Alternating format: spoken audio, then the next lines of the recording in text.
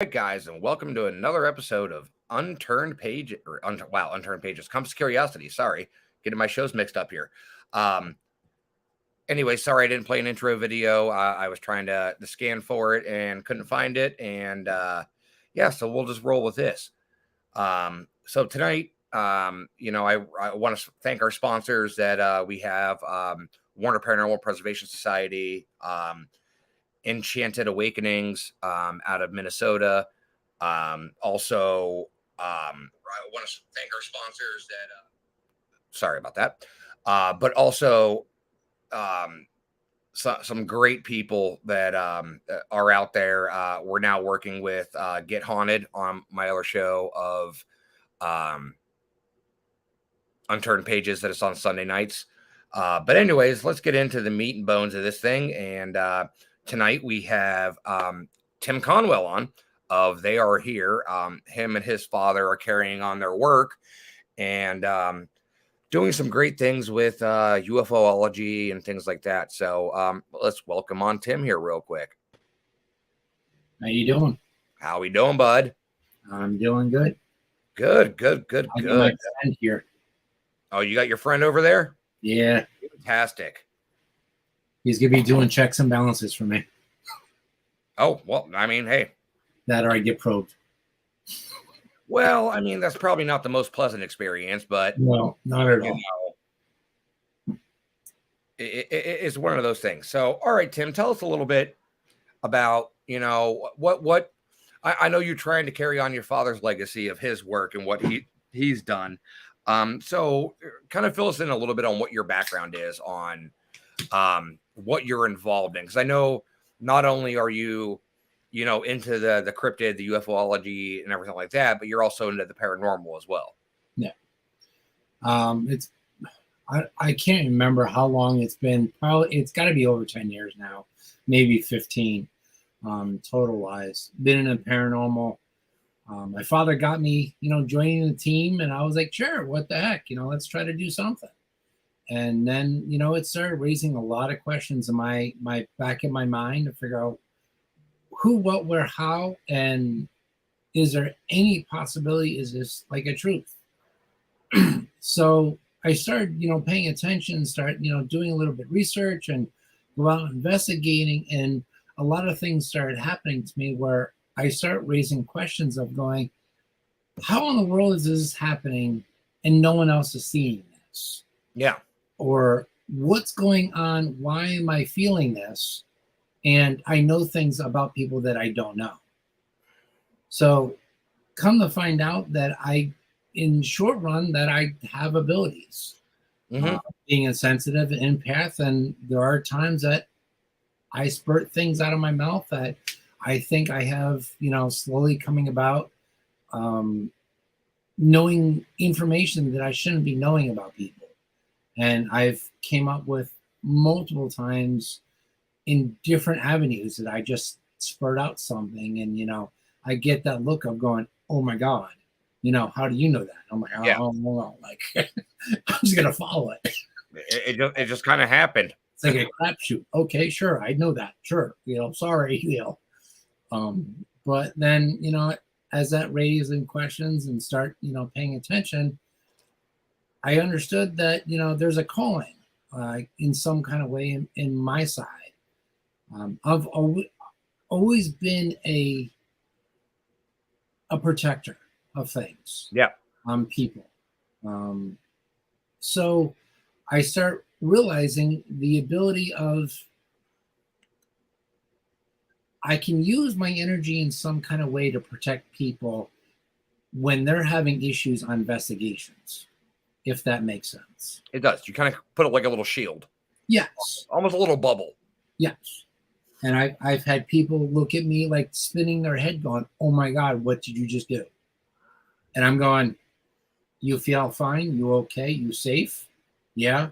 Okay. Next, like, I'm going, how did I just do that? Like, what did, and I go with it. And, I'm a protector.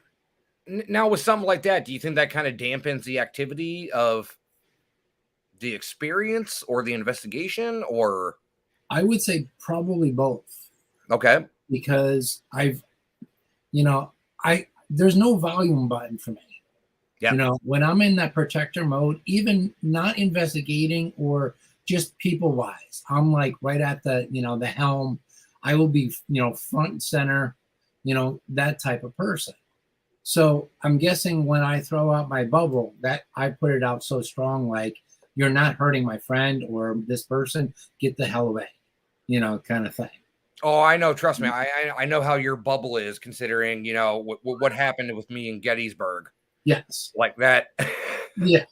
And there are times that we'll start picking and little choosing. Do you want to play with me or do you want to talk with me? And it just starts picking, and I'm like, all right, okay, I'm gonna bring back my energy. Let's talk a little bit Yeah. before you want to come up and be Mr. Man, Mr. Spirit kind of thing. So I let it come in, let it go out, but I put foot down going, okay, well, if you're going to hurt this person, you're done. I'm shutting this down. This Mhm. whole session is going to be ruined because, you want to be, that controlling spirit, if you want to call it You want to be the asshole about it. Right. And I'll be the asshole because I'm shutting it down. Yep. And I've done that in so many different ways that are just say, all right, I'm done. I'm walking away, Yep. end the story. Goodbye. Yep. And it's like, wait, I'm feeling like the pull, like, wait, I'm not done with you yet. I'm done with you. Yeah. Like I'm we're all cutting set. it. I'm done. Yeah. We're all set. Thanks. Exactly. So, I just keep going with it, and I'm enjoying to understand the concept and learning, and getting other people's information, and always talking to the psychics out there and picking their brain to see if I can actually learn a little bit more in the sense of, okay, I need to do this. Let's try this kind of thing.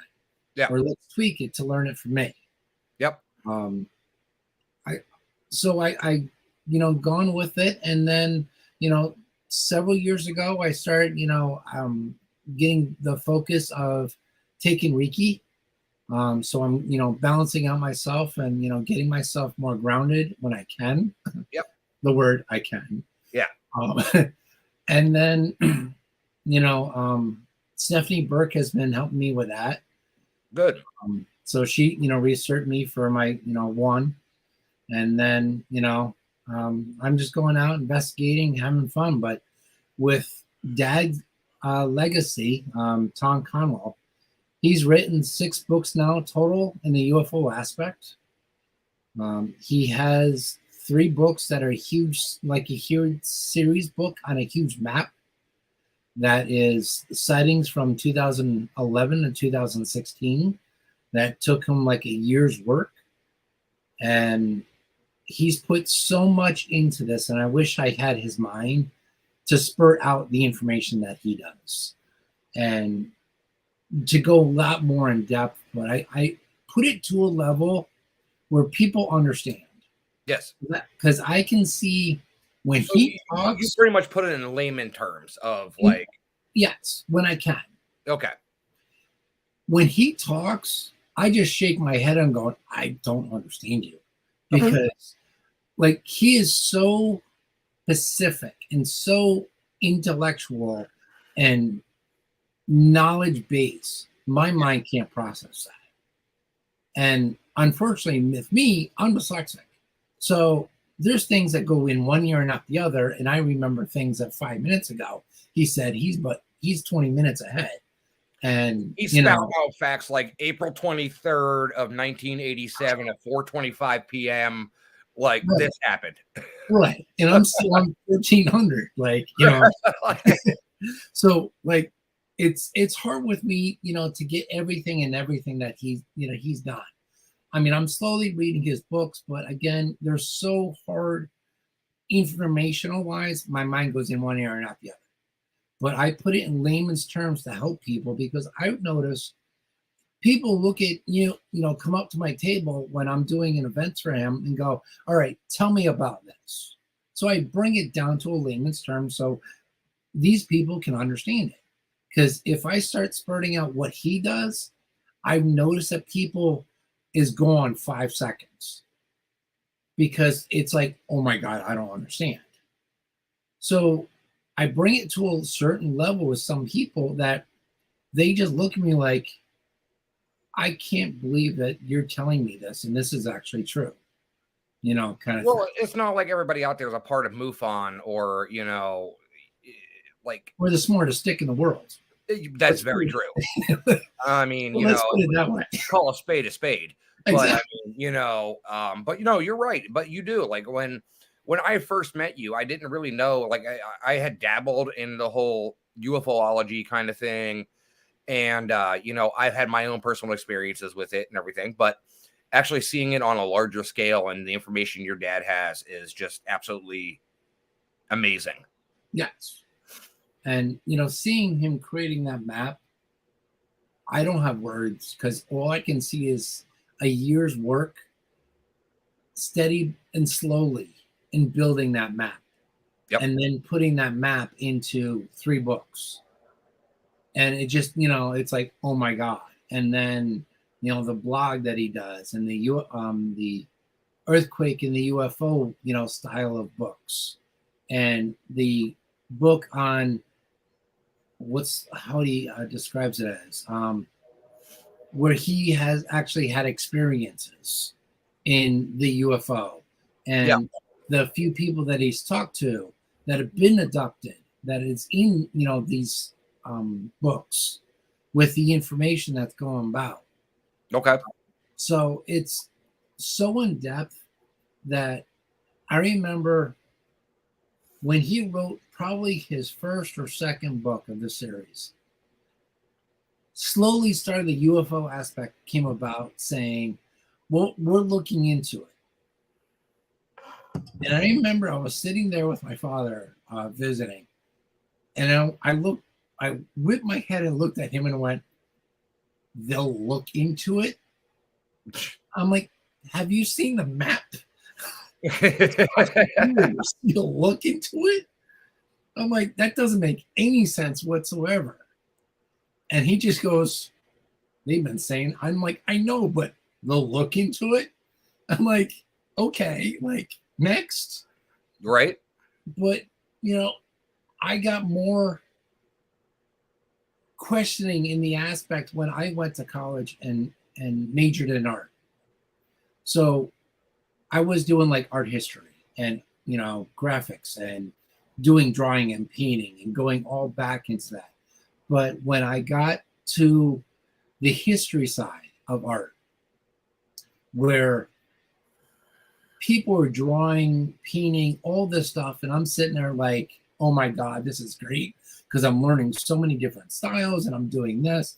But then one little style that hit me, the Greek era. Yep. I can't count, and I try to find pictures, and for some reason, for like the last 3 days, I couldn't find any pictures. And I usually can find them quick and fast of these Greek paintings. But there are paintings out there that the Greeks did that would actually have a flying saucer or a person in a spaceship and they're in a painting kind of thing, or part of a sculpture in some kind of way. So that's when I started, questioning him. And this was I graduated in 96. So it was probably 96 to, was it 99, 2000? When I finally, graduated college. Between that 4-year time difference, I kept bringing this up to him and go, what is this? Why is the Greeks and the Romans are a little bit in ancient Egypt and have all these crafts and no one's really actually pushing that thought? Why are they not saying, well, there's a flying spaceship carved into this wall, into this pyramid? Oh yeah, because the documentation of extraterrestrial life goes back to like the hieroglyphic days. Exactly. But it didn't feel like they're raising questions on that. And I just kept, pulling information from him and kept talking. and he just looked at, I don't know, like there's got to be books out there. Unfortunately, I can't focus to read, a huge book and comprehend it. But I saw them and I'm sitting there flipping through the pictures. I'm like, oh, look at this. There's Egypt. There's Mexico. Wait, they're the same drawings. How is that possible? There's no ship. There's no plane. There's no telephone. Now, here's the question for you. I know it's kind of been overdone, and a lot of people have done, unfortunately, last week I wasn't able to have you on and the height of the whole thing. But what do you think of the government hearing, of them finally coming out and saying, yes? I mean, it happened during COVID, and I think it was just a distraction tactic. Yes. So do you think this is the same thing? I wouldn't say it's the same thing, but they're acknowledging that the things that are happening now, you can't get away with. The Tic Tacs are being shown, that these planes are chasing these things and they're actually videotaping. And they're probably realizing that there are cameras out there. Our phone is a high-tech thing that can, sit there and record things in the sky. Yep. Now, yes, there are videos that you're sitting there doing this and I'm going, okay, that's fake, next, Yeah. But when you're sitting there having something and you're so focused on with your phone, zooming in, zooming out, the thing is not moving. It's just staying there. Yeah. Okay, now what? Kind of thing. Then, with... It's like, where do you go from there? Like, exactly. And then there was another UFO show that they were so close, and I can't remember what it is, but I know you could find it on YouTube. I think it was like in the late 90s or so, that they were so close on getting answers, they were shut down. Yeah. Like the show was taken off. Like government was like, yeah, you're getting too close to things. We need to exactly. But now with Skinwalker Ranch, yep, they're actually recording things. I think that maybe influenced certain things, because now it's on TV. Now you can't get away with it, kind of thing. So, in my opinion, there's too many questions and too many things that people are catching that now what's going on. See, the thing I think about that now, though, too, is with today's society, this younger generation's all about technology and everything like that. But, it's the older people. It's the people that are our ages. It's the people that are like, I told you there was something out there. Like, right. And the funny thing about it is what I think is absolutely hilarious is that since they made this announcement, we haven't heard a word about anything. Exactly. Nothing. It's like it just died in the water. Right. Now, listening to that, and I probably watched it at least 2 or 3 times. I listened to the full Senate hearing, start to beginning, or start to end. Right. And I believe there's going to be a lot of closed door meetings, because there are people that would that said that, sorry, but I can't tell you now, but if you want to go in a closed door setting, I will tell you anything and everything. I'll give you witnesses, I'll give you this, and I'll give you that, and you can talk to them closed door, that kind of thing. Oh, so, for sure. Right. So there's third-party companies too are looking into this in some kind of way. I have an issue with it because the simple fact of it is you have all these great researchers out there. I mean, Tom DeLonge from Blink-182 wrote a book that he interviewed several people, even including people that actually worked at Roswell. Right. And, the thing about it is, though, is now that like the Senate hearing came out, now all of a sudden it stopped. There's nothing mentioned about it at all. And it's like, well, where did it go? Like what? I think a lot of it was to the point of the closed door, So and you think it's hushing it? yes, and that there are too many variables on people knowing way too much. And when the two gentlemen basically says, I can't tell you, but I know witnesses, and they would love to talk, but they don't want their jobs ruined. Yeah. And they want to have, written statements. If something happens, you will protect them, that kind of thing. So there is a huge light bulb going off, because if he's saying that, they're actually in an area of the government that they can't talk about anything. And with, like, for example, I'm going to say his name wrong, and I hope he doesn't message me. Lou Alessandro, he was basically taking the reports and doing the research while he was in the government. Now he knows so much that he's going backwards and actually doing the research and trying to meet in the middle somehow. And then the another guy, Ben Hansen. Oh, I love Ben. Ben's a great guy. One day I would love to meet him. We've talked on occasion, but it's been I met him at Scarefest a couple of years ago. Great guy. Nice. Him and Josh Gates too. Josh Gates is an amazing guy too. I've heard different things about him, but anyways. Real nice guy. But like, he was in the government. He was in I can't remember where. FBI. And then okay, that's what I thought. Yep. And then now he's in the research, and that a different side of the aspect.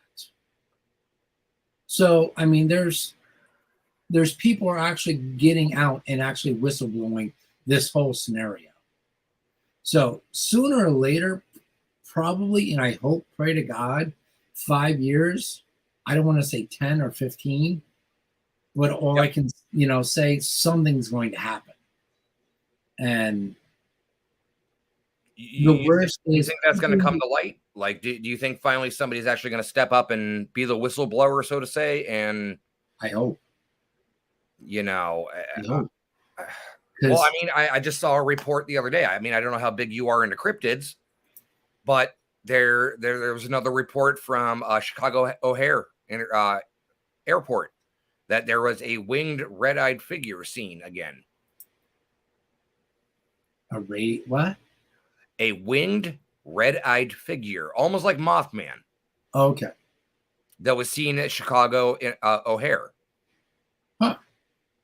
So, and I guess it's not the first time it's been cited, but I don't think it is, because I think I've heard that story before. Yeah, so it was actually just cited again the other day. So, I mean, it seems like in the past 4 or 5 years, it seems like more and more that the cryptids, the UFO, not so much the paranormal anymore, but your Bigfoots, your aliens, your Mothmans, your chupacabras, things like that are coming more and more to light. I think there's going to be a lot in that area of the paranormal. Like, for example, TV shows are going to stop in some sense. Okay. That's what I've been hearing. And a lot of the UFO stuff is going to come out. Shows. And maybe other side of cryptids kind of side. And then back to paranormal.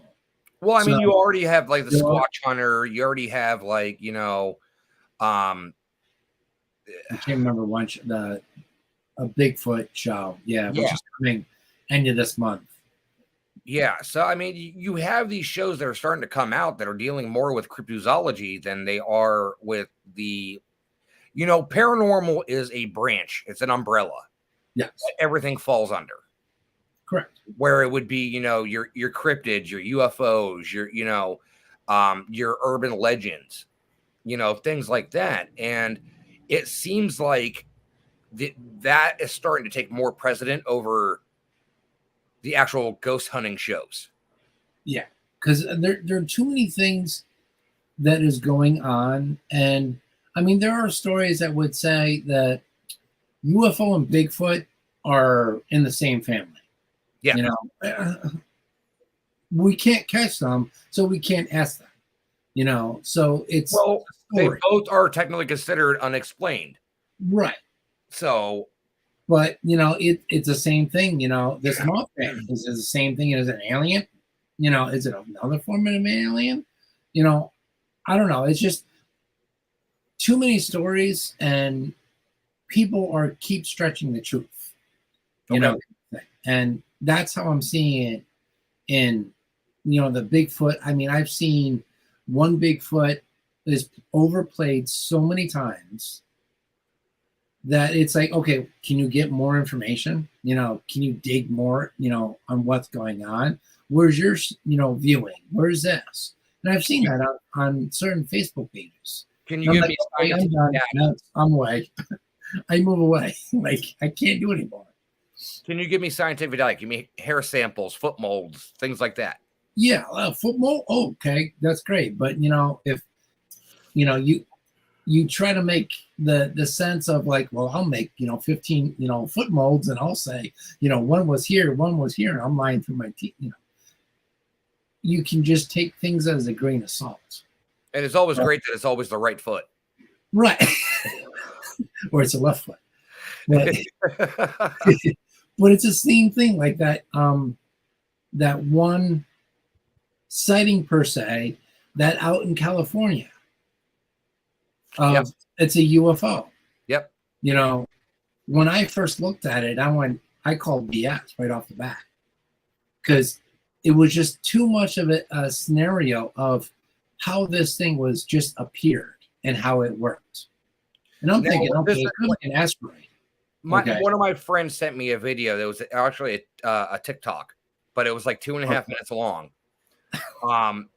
But it was about how this guy saw like what he thought would be a Bigfoot up on the top of a mountain. And then the next day, I'll find it and I'll send it to you again. Send it to you. But it was like the next day there was a helicopter over where it was sighted, and then there was some sort of aircraft over, like almost like an alien aircraft, you could say.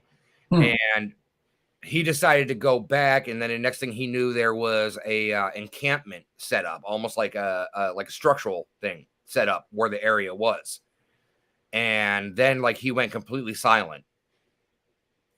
And then I guess he came back on and did another video, and like the entire time he was talking, he was very monotone, no like real like emotion about it, and he just kept looking off like somebody was like feeding him like, you need to say that this is what you need to say. And now he's just completely disappeared. Well, there was incident or an event that my father and we flew out of near Las Vegas, but it's like an hour outside of Las Vegas. And it's definitely not Reno then. Was it I was in Carson City. I don't know. I have to look. I don't even know. I know it was outside of Vegas. I'm like, wait, I'm going to spend an hour. No, can't do that. Okay. But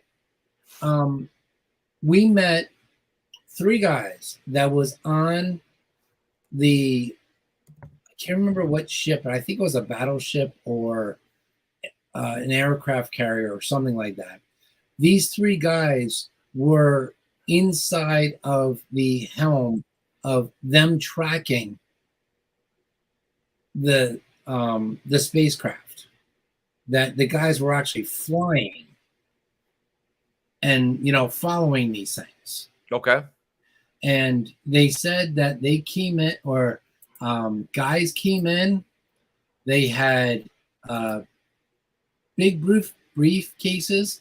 They went in, they wiped out every hard drive that there was, told anybody if they talk, we'll be back, or to the point of showing their pistols and go, do we need to have a chat kind of thing?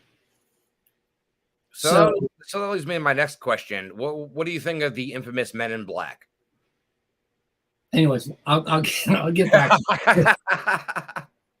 So, they were told to shut up, not say a word. Yep. And they were like, okay, fine. I can't remember how long from that time to from them retiring from the service. They're talking about everything and anything of what happened that day. If that happened to me, I'd be like, that's above my pay grade. I don't care. Like, I'm not Right. saying a word. Right. But these guys were, they told us, like, they literally, like, you talk, me and you and my Colt 45 is gonna have a chat with you, kind of thing. Like they were like, we were straight up threatened. So it was more not necessarily given an ultimatum. It was more of a persuasion of like, you want Yes, to talk? I got a solution for that. exactly, literally. And they were like, all right, fine, whatever. And lo and behold, they retired and they're talking about everything. But to the question of the Men in Black, well, there's parts of government that we don't know, that there's money being spent somehow, some way. That's not accounted for. Yeah, exactly. And they're doing what they want. Now, So great. I'm gonna have a knock on my door in like 20 minutes of like, I've been waiting. I get favors at my father's house, trust me. But it's just, if that is really true, why is there so much of a secrecy? Kind of thing. Even like when the first weather balloon, came through, they were told to say it's a weather balloon. Yep. And the guy was like, this is not a weather balloon. This was not that flimsy. This was more steel, and you can fold it up and it's going to go right back to where it was. Yeah. Kind of thing. I feel like in some ways it's kind of the same scenario, but 2.0. Okay. All right. But if this information keeps building, I don't know how are they going to protect or try to go a 3.0, because there's going to be video even more stronger that, oh, it's over my house and it's lighting me up, and the neighbor caught the video in their own house. Now what? Kind of thing. Because I've talked to people that have been abducted and they said, weird and strange things that I can't explain. My father knows multiple people that have been abducted. Some of them are, all the stories are almost the same, exact same kind of structure. Some of them are a little bit different, but it ends almost the same exact way.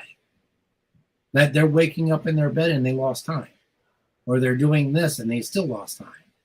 They don't know how they got where they were, and right. No, like it's one of those things where it's almost like almost like an amnesia kind of thing. Literally. So like, hey, I was doing this, and all of a sudden I woke up and I'm lost here, 3 and I hours. don't know how I got here. Right. So I mean, it's too hard to explain why are these people having this, and if they go, and I know a couple of people that have gone through hypnosis and they remember everything and anything, and that the two main characters of a huge UFO thing, and I can't remember their names. I think one was Barry or something along that lines. I think it was like Massachusetts or Maine or Vermont. I can't remember where they were. They went on their hypnosis and literally gone straight out with everything and anything of what happened to them. And, then they're like, oh, we'll go up, 3 hours later or something like that. So it's just too ironic. So Jenna in the chat room just asked, do you think aliens are friendly? Do they want to connect with us, or are we purely experimental? Well, there's a couple of statements in that. So what I understand, I can't remember when there was a president that made a deal. Eisenhower, I think it was. I don't know. Right about that time frame, made a deal with aliens of saying, well, for example, you can take 50 people to abduct, but you have to give us equipment so for protection.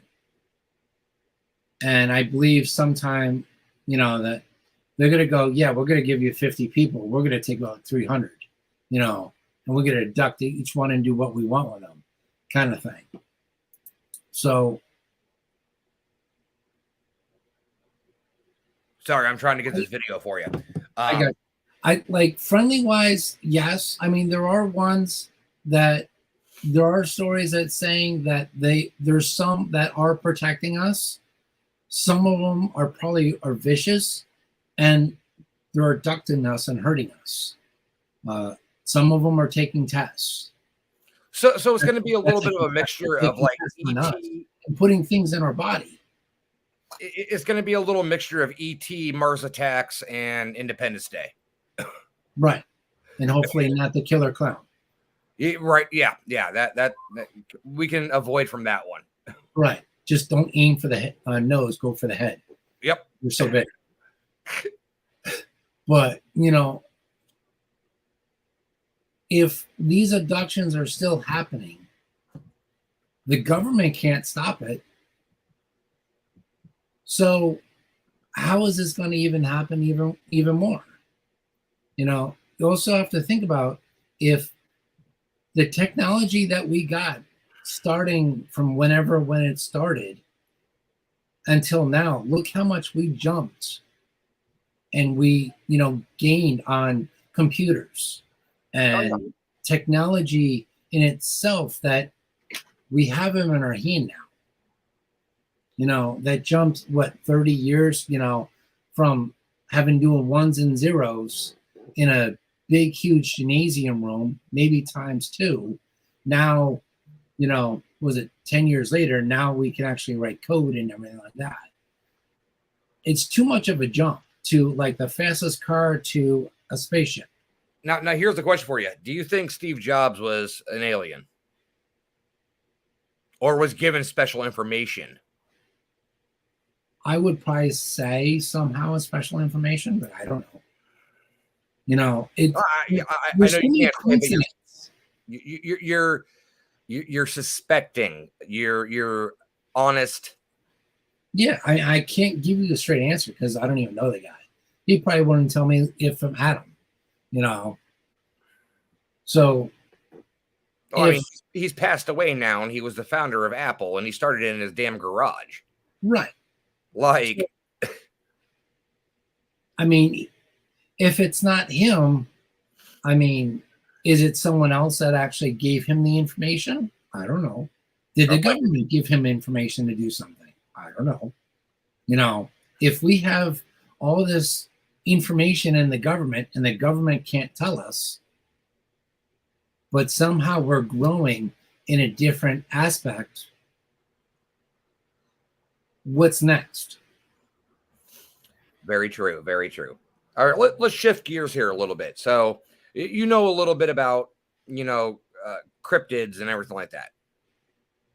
A little bit, enough to make yourself dangerous. Somewhat. So what are your 3 favorite cryptids? The only ones that I know, I would say alien. Because I second guess the Mothman because I've never seen it. Bigfoot, I never smelt the darn thing. And I didn't, sit down and, as him going, dinner, oh, pork chop off neck, Um, Nice cut of meat. yeah, exactly. I just take my arm, please, just finish it. So, I'm gonna probably stick with the alien side and the paranormal side only because of there's too much information in that aspect. Yeah. There's so much besides paranormal, Bigfoot stuff and other cryptic stuff that I've seen are so much faked that I don't even know if what's happening on the side of if it's true or not. Well, you can also say on the paranormal side of things, so much is faked as well. Right. And I agree with that. But, the stuff that I come up with, I can give you proof on end. I've seen people that would, same thing with a UFO, sighting. They would post a video. And I can probably say in about 30 seconds, in a quick instant, if it's fake or truth. Well, fake or questionable. Correct. And a lot of it's questionable because I do have a background in graphics. Yes. I have 2 degrees in a fine art and multimedia and graphic design. Mm-hmm. So when I was in the graphic and multimedia design, I literally had to look at pixelation. I had to figure out who, what, where, how. Yep. Why is that dot there to make sure it blends into the color that I need to. With something added, with something painted in the background with Photoshop, with Exactly. So, and how to make my picture that I'm doing correctly, and it's not skipping anything. It's you don't see a weird flicker in the video. Jag in it, like right. So I literally had to go into that stuff, and that's when I started picking up more, and then I started doing a little bit of photography for a company. So I literally had to go into the pixelation and, fixing someone's, taking a mold out off their face or cleaning up their teeth, coloring up their eyes, doing something for their skin because to make it clearable for what we were trying to do for the company. I was just going to say, I'm an amateur photographer myself. So when I look at some of these pictures that people are creating as paranormal, it's kind of like, no, that's a lens flare. That's dust. That's, Exactly. And what the thing about it is, though, is the problem with the paranormal field. And everybody has issues. Like, if you're listening, everybody has these issues. Everybody's like, no, this is what I caught. But if you're looking at it from a logical standpoint, they don't want to hear it. Yeah. You become the enemy because you're looking at it from a logical standpoint of, no, if light refracts a certain way or something's reflective in the area, this is going to do this. Right. So, and they don't want to hear it. Right. So here's a perfect example. There was a location probably about 6 years ago I went to somewhere in New York. And a lot of it was, the building was great, very old history, that kind of stuff. So I was like in love. I was like, oh, architecture. Oh, look at this. Look at that. I have like 50,000, photos of that place. And then 3 days later, someone posted a picture up and say, look what I caught. Okay. First of all, you told me, look what I caught. You told me to look in that picture and break it apart. What's even better is when they circle it. Yes. That I just started laughing. I'm like, dude, you circled it. You're fake. You're done. But I'm sitting there looking at the picture and I'm like, okay, let's break it down. Let's have some fun. So 20 minutes. I broke out my Illustrator, my Photoshop, and a video editing thing. And I went through and I broke it down to like no tomorrow. And I'm looking at this. Oh, so like, Tim went full dickhead mode and yeah. Because all I saw was all these posts going, oh, great caught, all over. And I'm going, not one saying, can you show me 5 other photos before or after? Before and after. Hey, you always do a burst. 30 pictures. Yeah, you always do a burst. Right. But I there have was none. 3 before, 3 after, and if I catch one in it, guess what? I have comparison. Yeah, exactly. But there was nothing. And I'm going, okay. So I even asked the person, I was like, do you have like 30 photos? No. Do you have 10 photos? You know, some in the front, some in the back, and you got that one picture? No. Just the one. Yeah, exactly. And I went, well, I just broke it down. I'm seeing a shadow here. I'm seeing a light over your head. I'm seeing reflection that goes into you. I'm seeing this. I'm seeing that. I'm seeing this. Nope, that's not right. And I went, so you're have a degree in what? Yeah. Okay, wrong. You know, and yes, I became the bad person. But the reason why I do it, I want people to understand And the thing that about it you is, though, can't post something without having backup. Tim, why do you think in all my investigations, I never post anything that I I don't am either. not 100% sure that it is something, I whether don't that either. be an EVP, whether it be a picture, whether it be a piece of audio? I Because don't you know either. what? You are your own worst enemy and you are your own worst critic. So when Yeah. it's something that you've done, you sit there and you pick it apart. Yes. And that's why I never post anything about any evidence or data that I have, because I'm not going to be that person going, oh, this is a great capture. Not that I don't want it broken down, because guess what? There's Before a this dickhead happened, right here will do it. before I even posted that picture, I've already sent out to 9, 10 other people Yep. to break it down and be like, just be completely bluntly honest with me. Do I have something here, or is my eyes playing tricks on me? Yep. I remember I did that do, to like, twice. I think it was like the third time I met him at Hinsdale. I was outside and we were having this talk on in the backyard with the fire, and I'm watching the back window on the far left side, and my finger never left the button. I kept and pushing that. I probably have about 3,000 photos. I caught one thing in there. A curtain moved because I knew I saw something. I sent it to Dan. Dan's like, holy shit. And I went, told you. I'm like, that's why I kept my eye on that pace. Because you kept giving me looks going, what are you looking at? You know, but there's not many people that I show my stuff to. And I will share it with the same thing with people. my audio. I might say, okay, here's the raw footage. Here's 30 seconds. If you want it, here you go. If not, you Well, know. see, I think,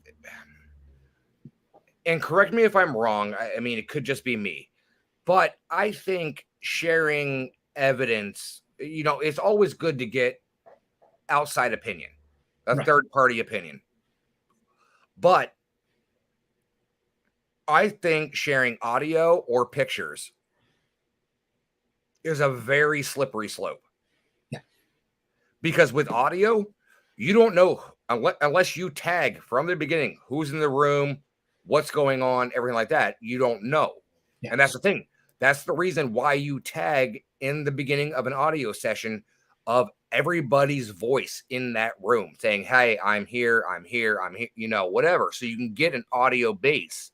But the problem is that they might do that, but they might turn around and only upload 30 seconds of, oh my God, look at this clip I got. Yeah. And you got people like us going, well, what about the beginning? Yeah. Oh, wait, you can't do that on Facebook. Okay, but can you send me email it over to me? First minute of you guys introducing yourselves? Yeah. No, we won't. Well, okay. Because you need that voice comparison. You need to know, like, everybody that's in the room.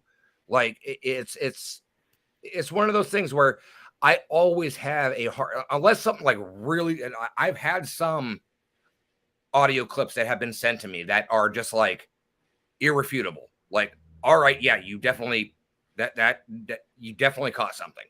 Yep. And these are from people I trust nearly and dearly to my heart. So I know they're not going to be out there going, can you tell me something? which I've actually seen happen firsthand. I believe it. I've actually seen it happen firsthand, and I called him out and I kicked him out of the investigation. Yeah. But you know, it's one of those things where it's just like I find it so hard to review audio if I wasn't there. Yes. Because I don't know what was going on. I don't know who was in the hallway. I don't know who was in the room. I don't know what was going on in the building. Right. You know, especially locations I've never been to either. Like, I don't know the layout of the place. No. Like, I mean, I've gone as far as somebody sent me an audio clip before, and it was very convincing, and they gave me all the information about it. I went as far as pulling up blueprints of how the building was laid out and everything to find out where they were specifically. And like contrast comparison pictures of like, okay, are there broken windows or, you know, this, that, everything else, you know, and that's the thing people don't realize as investigators, you need to do that. Like you need to kind of deep dive into it. Right. And if you don't, then, you know, there's going to be so many questions that people are going to start asking because you post something and they're going to go, okay, what about this? What about this? What about this? What about this? What about this? What about this? And that person who posted it is going to get pissed. Oh, yeah. And even when I started getting in the paranormal field, I was seeing things being stolen. Oh, yeah. That's when I took the red flag of going, I'm not posting anything.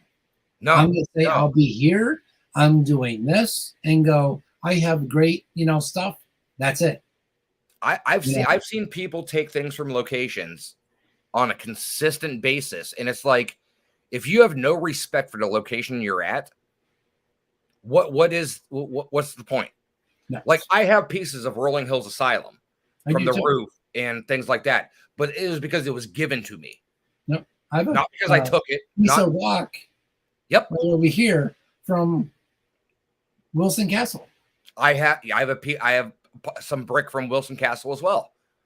So, you know, it's because it was either purchased by a donation or it was given to me.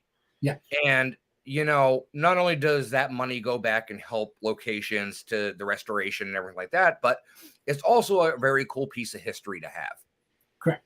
You know, so let's go into this question here. So you are an avid fan of the paranormal, as we've been talking about for the last 20 minutes now. Really? No, not at all. I have amnesia. I just woke up here. Okay. But if you could travel anywhere in the world, anywhere, no money needs to be considered. You love this question. I love this question, and because it puts people on the spot. Ireland. 5 places, 5 locations you would love to go to. No money, nothing. Anything overseas in that. That's a very vague area. I know. Oh, God.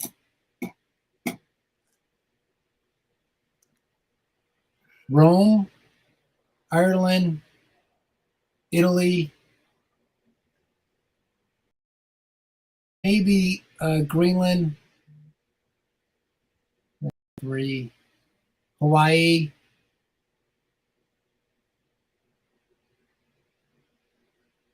Australia. Now, I was talking for investigative purposes. Yes. What's in Australia besides every animal that can kill you? Well, that too. I can't remember. That was several years ago. There was a video that was done that had or has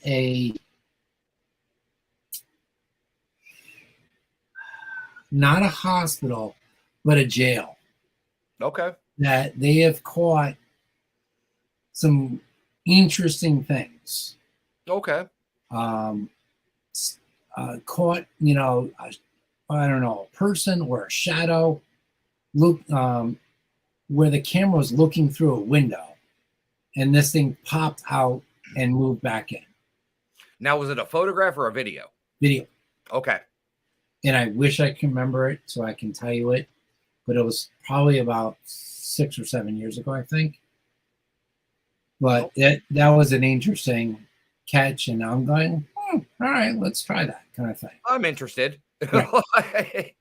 But I like old places. I like history to a certain extent.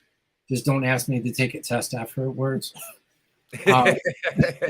But, as just the learning the art history, learning the backside, and then really go in depth investigating some of these old castles and locations and even a museum, just sitting there and just listening to see if the artifacts would actually come back and say something. I'm surprised you didn't bring up places like Romania or, well, you put me on the spot, dude. Well, that's why I do it, because it puts you on the spot and it makes you think. Right. Okay, so here's another one to put you on the spot. You have to assemble a team of 5 investigators to investigate a location, not including yourself. The investigators can be either fact or fictional, living or dead. Now, the only stipulation is, though, too, is if you choose factual, Ed and Lorraine Warren would count as 1. Choose fictional, Sam and Dean Winchester would count as 1. If you choose Scooby-Doo Gang, counts as 1. Scooby-Dooby-Doo.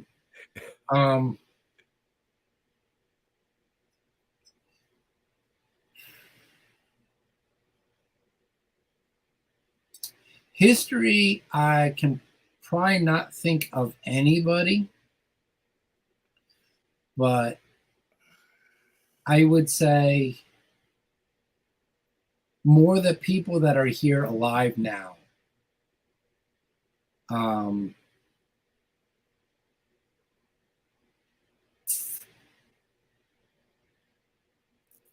Besides bringing my father. Yeah, you guys are a team, so you're already counted for. No matter what I will actually, whatever he does, I'll bring. Kenny Biddle, because I like how he thinks. Jason Hawes.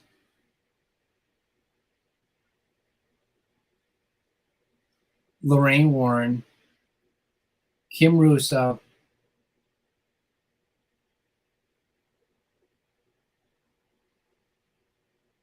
And Amy Allen.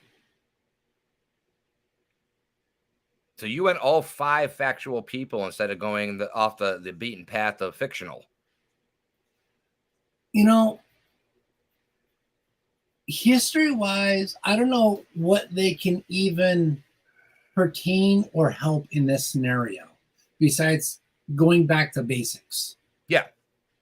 And Kenny Biddle, he is like that.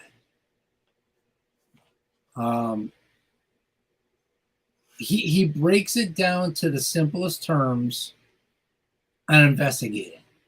Mr. Biddle rubs people the wrong way sometimes with his skeptical nature. But that's what I like. I like to be pushed. I do too. I do as well. And we've had me and him have some ball-busting conversations.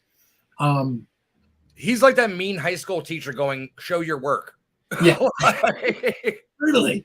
But then we turn around, okay, this, but it's how he thinks, how he breaks things down. He's like kind of like my father, but a little bit more intertwined of things. Jason Hawes, same thing. He's grounded. He's back to basics. Yep. Kind of thing with Sherry Benedetti. Oh yeah. Well, listen, they started with the. I love her to death, and I investigate with her multiple times, and I'm like, "You're, oh my god! Like this is how I think. This is great." Kind of. I actually I personally want to investigate with somebody that brings out the the bells hanging off a string on a doorknob and the baby powder and everything like that. Like let's bring it back to the basics instead of all these flashy lights and. Oh, I was gonna say, are you gonna bring up Zach? I'm gonna be like, check these. Negative, sir. That is he should not be named on this show. I have very strong convictions towards him, and he is not talked about highly. And I take the higher road because I don't want to end up in a situation. Oh, bring him to me. Like this is what I see. This is what I see at the TV show. It's a TV show. Now Well, Kenny's been like, trying to call him out. huh? I said Kenny's been trying to call him out. He's I know. been kicked out of his museum. Oh, I know he has. But I mean, that's just how I think. It's just like, it's not, when you act and the way that you do things, you got to back it up to make sure you're on the right path. And that's what makes me question him so many different ways, because it's a TV show. Now, where's the reality? Yep. Kind of thing. And I'm not talking bad. I'm not talking smack. I'm just putting, how it is. And this is what you see. Of course. All right. So, well, we've come to the end of the show. Tell people out there how they can find you, your and your father's work, because you guys are bulked together as one and you represent everything your father has done. Tell them how they can order the books, where they can find you on Facebook, websites, anything like that. Okay. For my father's books, you can go to Amazon, look up Thomas W. Conwell. You can find all 6 books there. You can reach me, or you can message my father. If you want to sign autograph, we can get that. He can sign it, and we'll work something out and mailing it out. Facebook for him, Thomas. I think it's Tom Conwell or Thomas Conwell. I think it's Tom. Yeah, that too. The old man. You can find me on Facebook. Let's see here. I do have a Instagram, where also on Facebook, you can actually see some of my photography that I post up on there. I love your pictures from Gettysburg were absolutely breathtaking. They were amazing. I love every bit of that place. But I love black and white, so that's mostly what I take. I think color is so blown out of proportion. Well, I think it's such a historical. I think it's such a historical location like that. The black and white just fits the motif of it. Like it kind of takes you back to how it would have, like, if you were standing up there with one of the old bulb cameras and took a picture that took 90 seconds for anything to even take. Like, I think that's what kind of like takes you back there. Absolutely. Let's see here. I'll be at Sleepy Hollow next month, which is September 16th, and New Jersey Para-Unity November 4th and 5th in November. Awesome. Tim, I want to thank you so much for coming on. It's been a very interesting chat. We kind of bounced back and forth about a lot of different topics here, and it was very enjoyable. And I think a lot of the people out there who listened got a very nice plethora of information. Absolutely. So I want to thank you again for coming on, and we will definitely talk to you soon, sir. Absolutely. Thank you very much. Anytime. All right, guys. So next week we have another episode of Compass Curiosities starting at 9:05 p.m. Eastern Standard Time. I'm going to have John Curley on from HAPS, who is a TAPS family member. Saw him in Gettysburg this year. Him and I have been corresponding back and forth, so I'm really excited to bring them on. Also, this Sunday at 8 p.m. Central Time, 9 p.m. Eastern Standard Time, over on Unturned Pages, as well in conjunction with Get Haunted. We have Austin Maynard coming on. He's worked with Nick Groff on Deathwalker as I believe he's the tech guy for them and everything. So that's going to be an awesome conversation. So guys, once again, thank you so much for coming out and listening to another episode of Compass Curiosities. Can't wait for next week, and we'll see you then. Thank you for tuning in.